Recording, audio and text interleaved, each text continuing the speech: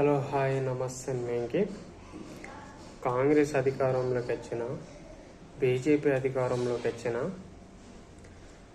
BRS అధికారంలోకి వచ్చిన ఏ party వచ్చినా ప్రజల్లోకి ఉచిత పథకాలని ప్రవేశపెట్టి ప్రజలను సోమరిపోతులుగా తయారు చేస్తున్నారు.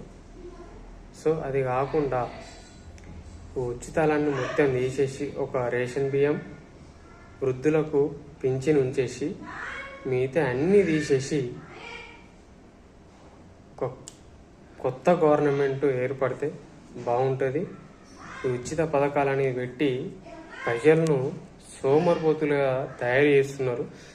రాజకీయ లబ్ధి కోసం ప్రజలను వాడుకుంటున్నారు. విద్యార్థుల నుండి ఎడ్యుకేషన్ కేటగిరీ నుండి ఒక కొత్త రాజకీయ నాయకుడు వస్తే బాగుంటుంది. మన విద్యార్థుల నిరుద్యోగుల నుండి ఒక పొలిటికల్ లీడర్ పుడితే బాగుంటుంది.